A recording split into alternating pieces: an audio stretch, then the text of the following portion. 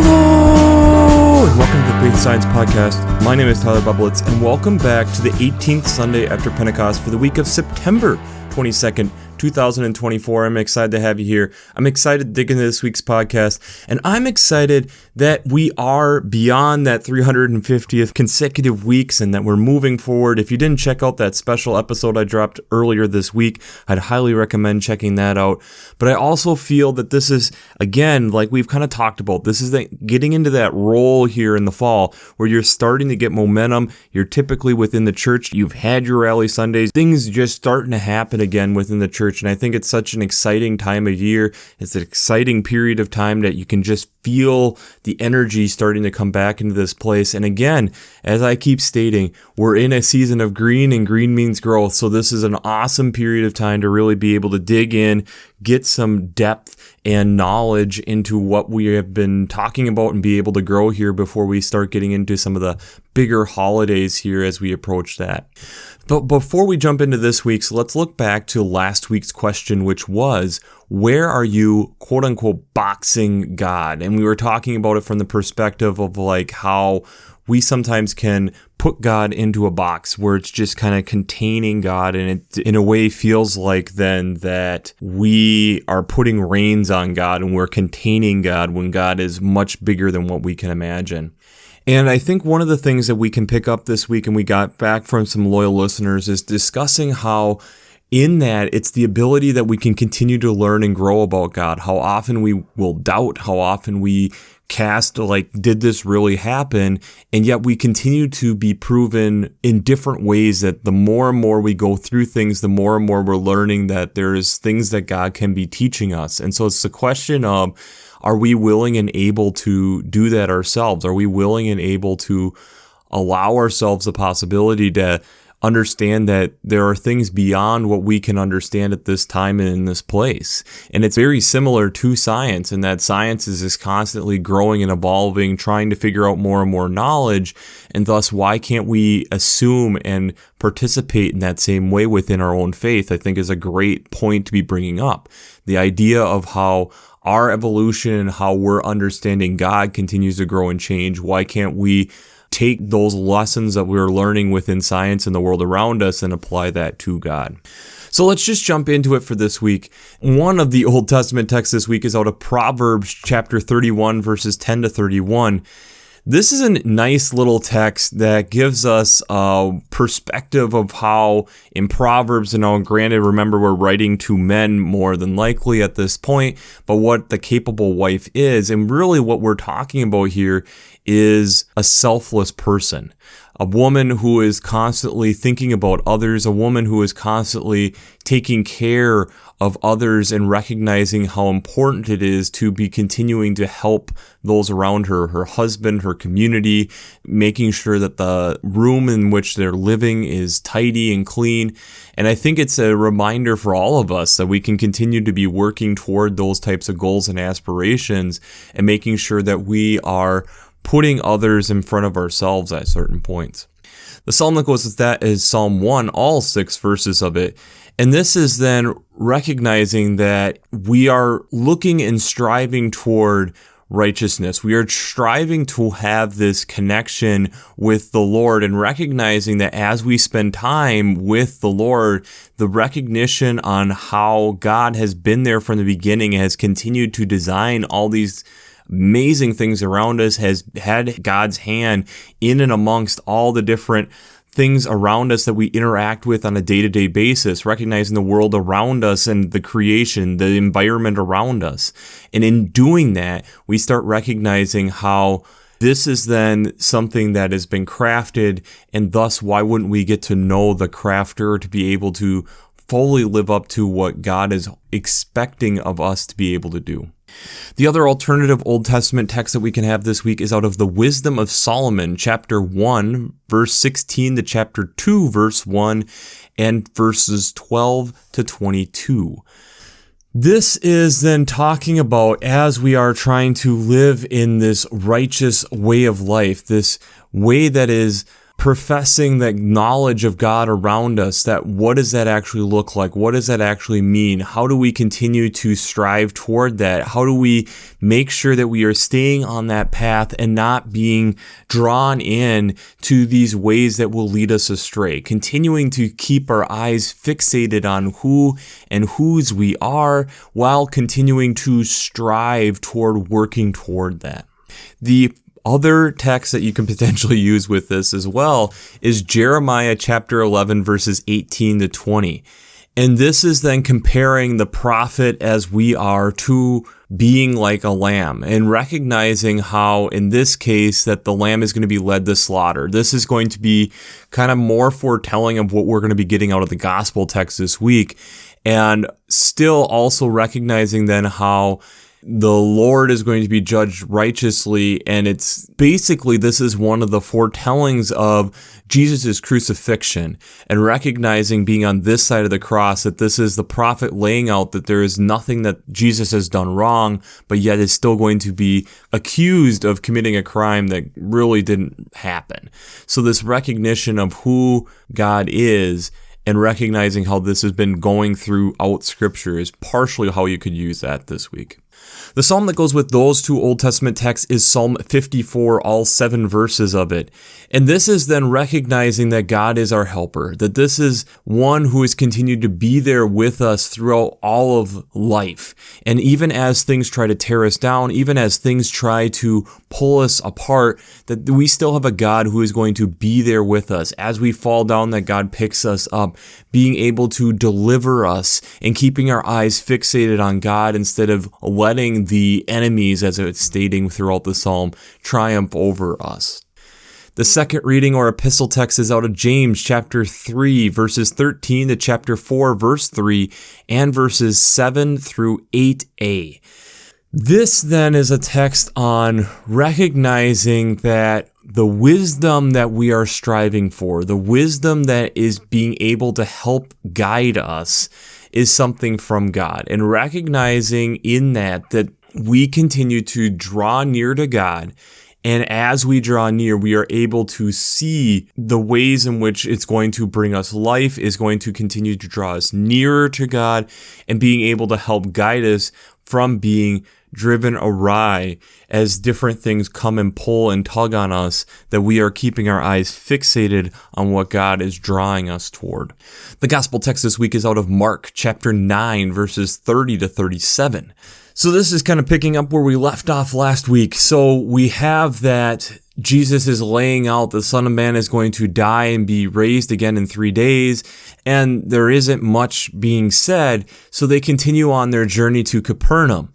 And while he was there, he had noticed that they were arguing along the way and asking, what are they arguing about? They were all silent because they were arguing about which one of them is the greatest.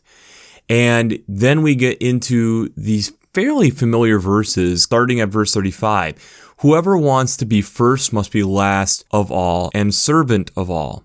And then taking a child and putting him in his arms and stating, whoever welcomes one such child in my name welcomes me. And whoever welcomes me welcomes not only me, but the one who sent me.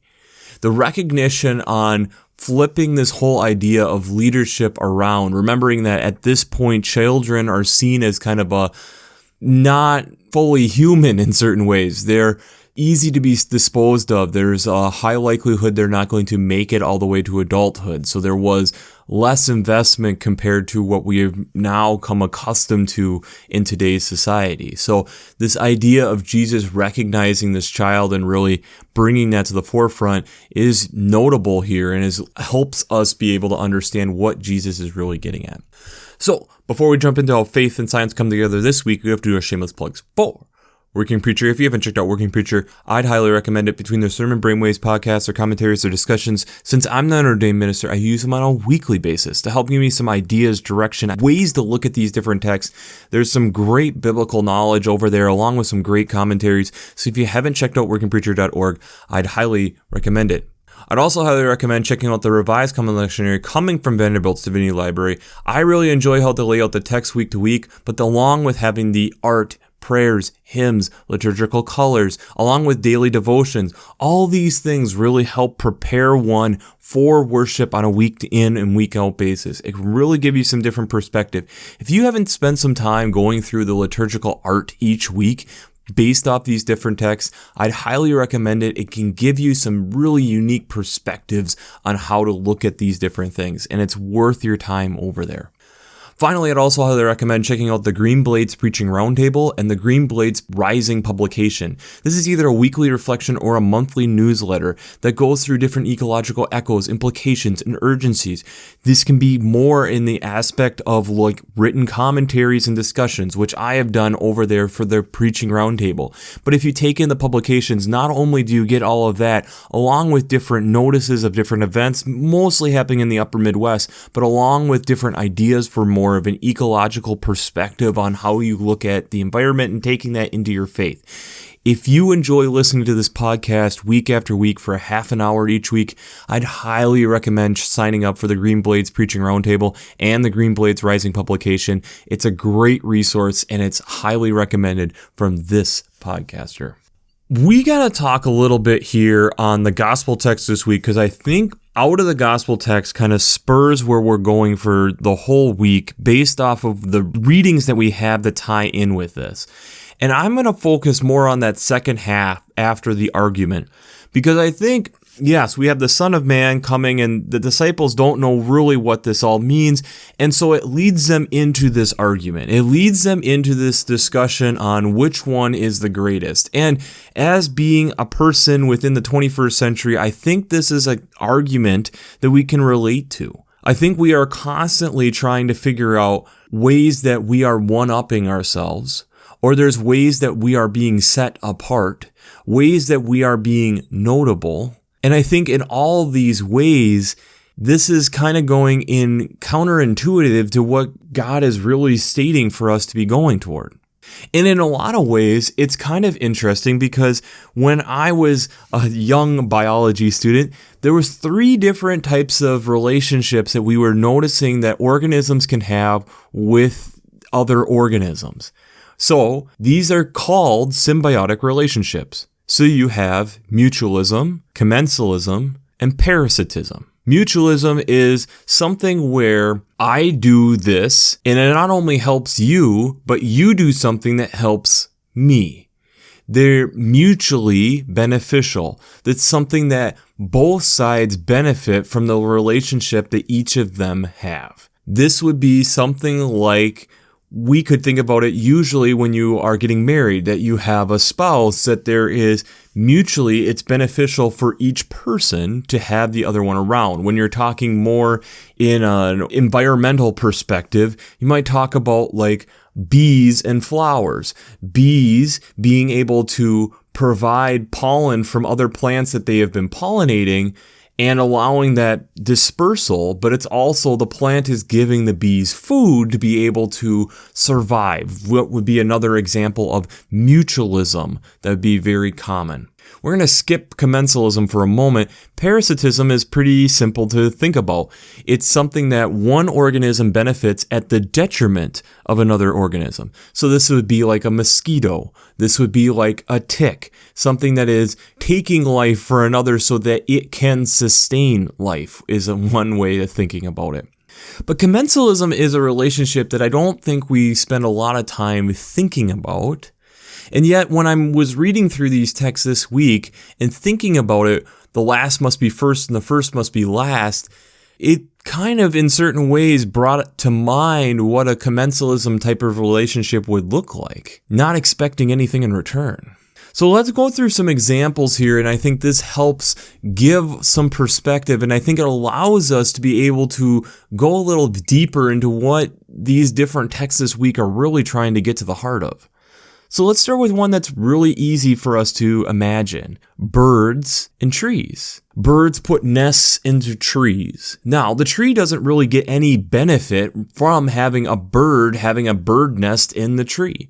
But if you think about it from the bird's perspective, it provides protection, it provides shelter, it can provide camouflage potentially for them to be able to really hide away and be more secretive and being able to help prevent predators from finding them.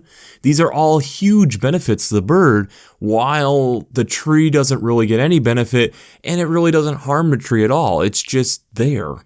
How about cattle egrets and cattle in general, or cows? These are egrets that will travel typically on the backs of cattle or other bovine, being able to allow the cattle, as grazing, are kicking up insects for them to be able to eat and digest, allowing them to have the sustenance of life. Meanwhile, the cattle, it really doesn't matter having a few ounce bird. Now, granted, they're big, but again, birds are hollow bones, so there isn't that much weight to them traveling around or flying around them. It really provides very little, if anything, to them. How about plants? Just in general, providing shelter for things like frogs, toads, and other insects. Being able to be a place to hide away, or again, provide protection or even shelter from rain or things of that nature. Another one would be like whales and barnacles. Barnacles attaching themselves to the whale, and as the whale goes through and is collecting all this plankton and things for the whale to eat, that the barnacles potentially get some offshoot of that.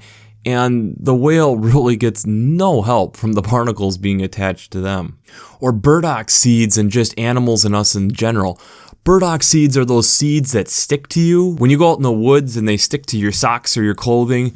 And the biggest thing is the pain of pulling them out. But if you think about it, it's a great seed dispersal method. But it really didn't do you any harm, maybe a little time, but it really didn't do that much. It's not like you really felt these burdock seeds being stuck to your socks as you were walking through. It's extremely beneficial for the burdock plant to be able to disperse its seeds, having more genetic diversity and allowing it to be able to get to new areas it would never otherwise be able to at no cost to you. Some other ones that we get are like orchids growing in tree branches. In different parts of the world that you get orchids that will land and live in the tree branches, and it grows higher up so it's closer and gets more sunlight, especially in heavily canopied areas of, like, say, jungles or heavily dense areas in that nature, that it allows the plant to be able to grow while, again, really not doing anything for the tree. And finally, an example that I found were golden jackals and tigers. Tigers go through and make the kill, and these golden jackals kind of follow around behind and are wait until the tiger is done eating, and the leftovers are food for the jackal. Again, the tiger doesn't see the worth and the effort of really chasing around the jackals. The jackals aren't really trying to get in and get food. They're realizing that they'd easily be food for a tiger. So I'll just patiently wait, but I'll follow around a tiger because it can give me potential a lot of food at little to no cost to me. I think these types of relationships are quite common in certain ways, but also very uncommon in the world in which we live in. I think like a parent to child relationship, in a lot of ways, in certain parts of it, is definitely commensalism in and of itself. The parent giving and giving and giving, and the child maybe not recognizing what they have been given. But I think when we look at the world in which we're in, when we get outside of family and we get out some of those bounds, these commensalism relationships start to become a little bit rarer. We've kind of been bred and gotten into this idea of how we need to get something out of it. We need to have some type of benefit. Why would I do something that benefits others at no cost to me? And, you hear about the great social experiment of the shopping cart. Will you return the shopping cart to the corral? If you do it, it's not like there's any social faux pas per se that's really going to be laid on you if you don't do it. But if you do it, it really does make a difference for someone else's job. But it's not like there's a lot of product sum gain for you doing it. There's people hired still to go and get their carts if you don't do it. In certain ways, there's a part of that is kind of commensalism by you doing that. This idea of us putting forth effort and not expecting anything in return, I think, is very similar to the Proverbs woman. That is, doing all these things, laying all these things out to help the house and family run. And yet it's also this recognition in this that this gets her closer to God. That this gets her into closer relationship on who we are striving to get to know and be like. We look at what Jesus is calling out of the disciples. The disciples are trying to figure out, if I have a mutualistic relationship and benefits me more than it benefits you, and look how great I am because of the benefits that you are providing me. Oh no, you are providing much greater benefit to me. Look how great I am that we are able to figure this out. And Jesus is kind of like, what are you guys even talking about? There is so much that I am giving you, and I'm not expecting anything in return. Because I know that you guys just are going to fall short. I know you guys really can't give back anything like what I'm going to give you. And that's where I think it is so important having this prophecy here coming of Jesus of what is going to happen to him, tagged in with this argument. This idea that you are able to think that you are going to do something that is so great, so amazing, that you are leveling up. You are getting greater gifts because of what you're doing. And Jesus is like, no. This is nothing like what I am doing for you. You guys are casting seed, and while I'm bringing in the harvest, I have so much harvest and bounty, and I'm giving it to you, and you say, well, I casted seed. Well, congratulations, you didn't do anything in preparing that seed or getting it ready at all. To think that you have a huge part in this is kind of ridiculous. And I think it's one of these moments when we're going through these texts, if we're really aligning ourselves to be righteous with God, we have to humble ourselves. In the process of humbling yourself, you realize that there are things that you can do in life that means so much more to other people, and you won't do anything in return. And it's so much better that way. This last week, I had to do an errand running in town, and I was driving through the campus here in the city I'm in. And there was a man in a motorized scooter that you could tell was from a disability that he had.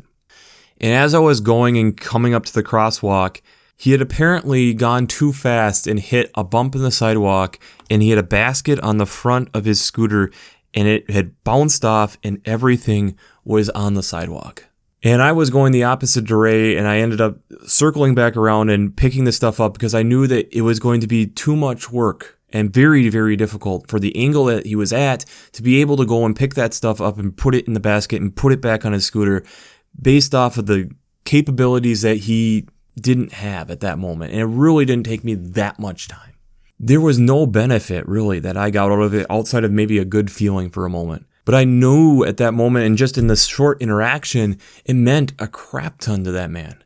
Because at that moment, he was kind of in a predicament. He really needed help. It's not like me going and doing that. And in a lot of ways, I did it. I thought about it for a few moments and then went down the road. And I really haven't thought about it until right now. There really wasn't benefit to me. But that's also part of, I think, what Jesus is getting at. There's things that you're going to do in this life. There's things that I'm hoping that you as a society and as people and as children of me realize that I have given so much to you that you just start doing the same. Because in doing that, now you're actually representing who I am. Now you are actually observing and not expecting something back. Now you start understanding the environment and the world in which I've created. Sometimes, yes, there's going to be mutually beneficial relationships both ways, but there's also going to be a lot of times where there's going to be things that just benefit the one and it really doesn't affect the other at all, and I want you to keep doing that. These different conflicts that you come up with, it's because you guys aren't willing to do that. You guys aren't willing to give time and work and effort to care for somebody that isn't for yourself. I think about in the world in which we're in, that how often some of these different disputes that we run into is because one of us feels like if I give this up, I lose too much. If I do this, I lose too much. And the other one benefits too much from me. And I think that's a hard concept to get our heads around, because when we start recognizing that Jesus is calling us to do that, it kind of puts a kink into a lot of the different things that we do in the world, because it means that we have to be willing to be giving. It means that we need to be giving not only with our money, but with our time, our effort. Be willing to recognize and acknowledge other people and other creatures that need our help. If you think about it, a flower garden in certain ways is kind of that way. You put a lot of time, work, and effort into it to help the plants grow. And what do they give you? They give you a little satisfaction, maybe some beauty, but the amount of work and effort that you give, it's definitely not comparable. I think there's times where we need to be willing and able to do that ourselves. Because I think the God in which we talk about, the God in which we worship, the God who is calling us out to do these things is expecting that from us. And if we don't believe that we can do that, then we're missing a big part of this gospel. That I go and do these things for you because I love you and I know you can't ever repay it. There's no way, there's nothing that you can do that's going to even come close. This is a commensalism relationship. It's going to benefit you and I'm not going to get anything out of it. Now go and do likewise. And I think that's a difficult message for us because it means then we have to constantly be looking beyond ourselves. So the question I have for you this week is, outside the human race, where can we show commensalism? Outside the human race, where can we show commensalism? Because I think it's so easy for us to start saying, well, I'll go and do this for this person or go do that for that person. I'm not saying that you shouldn't, but I think sometimes we need to think beyond just us as humans. We need to think beyond that. And maybe in thinking beyond that, we end up benefiting other humans as well and expecting nothing in return. I think as a world, we really do need to learn that message right now. Being in the United States, that there's a lot of political, that I'm right or no, you're wrong and I'm right type of mentality. We look at a global scale with the different wars and conflicts that we're having, and a lot of it seems to kind of come back to this type of message. That at some point, someone decided that's too much. They can't have that. I still want that. I can't let that go. We can't let them have that. And it's kind of sad. Because boy, does it start making it look like in certain ways, because we're not able to do that, we start becoming more parasitic to each other. We hurt ourselves. We hurt creation around us. We impact so many other things than just us. And by our lack of being able to just share and not care about who's the greatest, in a way ends up getting us to the point where we're battling for the bottom. And not in the way that Jesus is asking us to be last so that we can be first. Our ego often gets in the way. It allows us to get wrapped up with the self that we can't focus enough on things around us. And that's unfortunate. We need a world of more commensalism, more selflessness, not necessarily being taken advantage of, but seeing the joy in just giving out of the pure love within our heart. Giving as the tree gives of itself for the bird to be able to have the nest. The tiger saying, I don't need all of this. I'm more than satisfied. And I'm not going to fight you jackals to get these last scraps. Or the barnacle being scraped off by the whale. What harm are you actually doing here? I think we need to think about that and contemplate that to really be able to grow closer to the God that created us and really truly be the disciples that God is calling us into being. So, we'll wrap this up as we always do. I pray God blesses you through your faith and amazes you through science.